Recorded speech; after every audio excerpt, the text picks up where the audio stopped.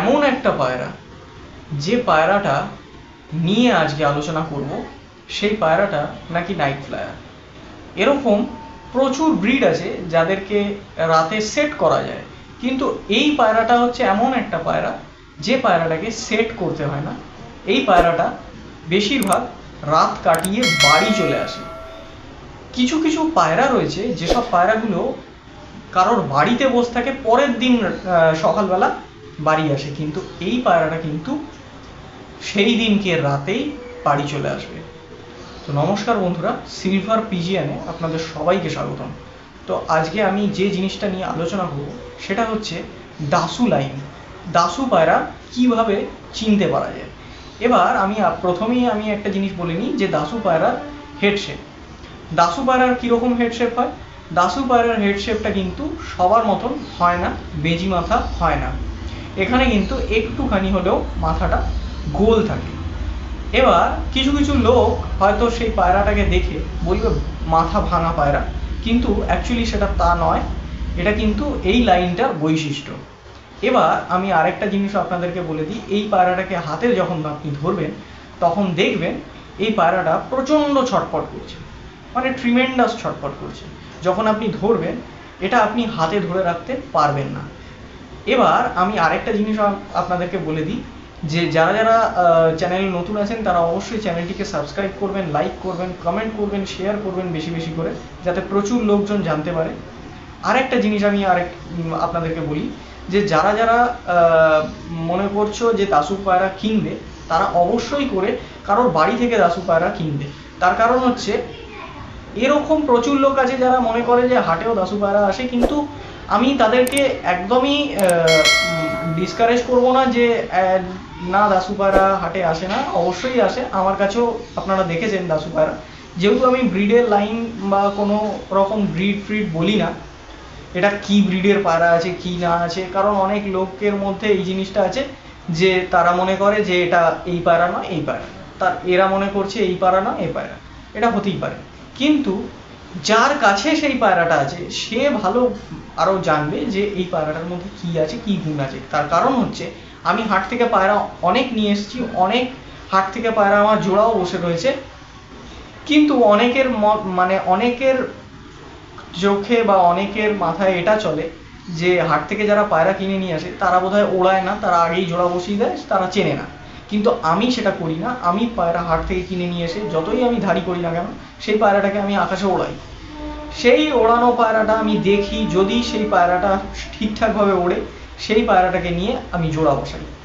তো আমি একটা ভিডিওতে, আমি সেই ভিডিওর লিঙ্কটা ডেসক্রিপশানে দিয়ে দেবো, আমি সেই ভিডিওতে দাসু পায়রা দেখিয়েছিলাম। অনেকে আবার একজন আবার কমেন্ট করেছিল পালসার পায়রা। আমি জানি না কীভাবে কমেন্ট করেছে, অনেক লোক জানে না পালসার কীরকম হয়। তো একটা পালসার নিয়েও একদিন ভিডিও করবো। পালসারটা অ্যাকচুয়ালি আরসাল লাইনেরই পায়রা। তার একটা বিশেষ গুণ আছে, শুধু ওই একটা গুণের জন্যই তার পালসার নাম হয়েছে। যাই হোক, তো আমি আরেকটা জিনিস আপনাদেরকে বলে দিই যে এই পায়রাটা পালসার নাম হওয়ার কারণ হচ্ছে যে পালসার বাইক দিয়ে সেই পায়রাটা নেওয়া হয়েছিল। তো যাই হোক, তো আমি দাসুতে ফিরে আসি। তো দাসু পায়রার মধ্যে আরও একটা কি জিনিস আছে যে তার চোখটা কিন্তু খুবই অ্যান্টিক। তার চোখটা দেখলে মনে হবে যে তার চোখে ঠান্ডা লেগে গেছে, তার কারণ চোখটা ছলছল করবে। এই চোখ কিন্তু খুব ছলছল করে, আর কাঁচের বলের মতন পুরো চকচকে চোখ। মানে অনেক পায়রা রয়েছে যেসব পায়রার থেকে আপনি কম্পেয়ার করলে আপনি দেখতে পাবেন যে দাসু ব্রিডের যে পায়রাটা আছে সেই পায়রাটার চোখটা যেন বেশি গ্লেজি, মানে দেখে মনে হবে বেশি গ্লেজ দিচ্ছে। এবার আরেকটা জিনিসও আমি আপনাদেরকে বলি যে এই দাসু পায়রাটাকে উড়িয়েই আপনাদেরকে জানতে হবে যে এটা দাসু পায়রা। তার কারণ হচ্ছে দাসু পায়রা অনেক ধরনের টেক্সচার হয়, অনেক ধরনের কালার হয়। দাসুর কিন্তু প্রচুর কালার আছে।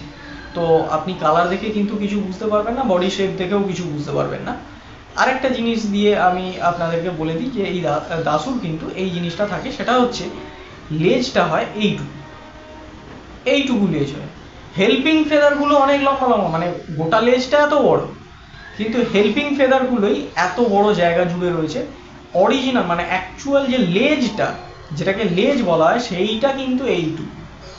আমি পারলে ছবি দিয়ে দেবো যে কিরকম লেজ হয়। লেজটা হবে এইটুকু। এবার আরেকটা জিনিস আপনাদেরকে বলি, যে জিনিসটা না বললেই নয়, সেটা হচ্ছে দাশু পায়রাকে যখনই আপনি আকাশে উড়াবেন, বিকেল 4টের সময় আপনি উড়াবেন, আপনি দেখবেন সন্ধ্যে 7টা 8টা বেজে গেলেও আপনার বাড়িতে এসেই বসছে।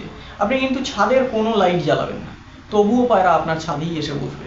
পায়রা কিন্তু ঝাড় হবে না, পায়রা কিন্তু বেরিয়ে যাবে না, কারোর বাড়ি বসবে না, আপনার বাড়িতেই বসবে। তার কারণ হচ্ছে তার নজরটাই ওরকম। এবার আমি একটা জিনিস বলি, কিছু কিছু লোকের এরকম মান্যতা থাকে যে রাতের বেলা তো পাখি দেখতে পায় না, তো পায়রাও দেখতে পাবে না, সেই অনুযায়ী পায়রা আকাশে উড়লে যে কোনো জায়গায় বসে যেতে পারে। হ্যাঁ, এটা আমিও সহমত আছি, কিন্তু পায়রা সেইভাবে ওড়ে না।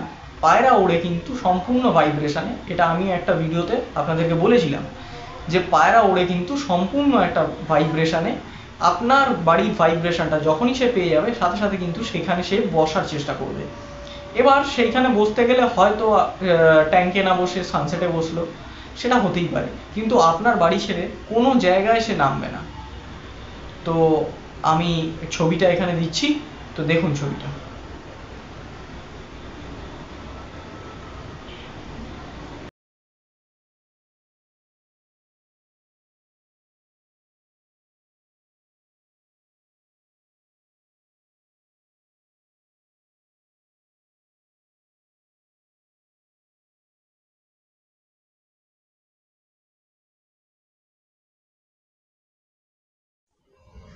তো আপনারা ছবিটা দেখলেন, আশা করি পায়রাটা খুব ভালো লাগলো আপনাদের দেখে।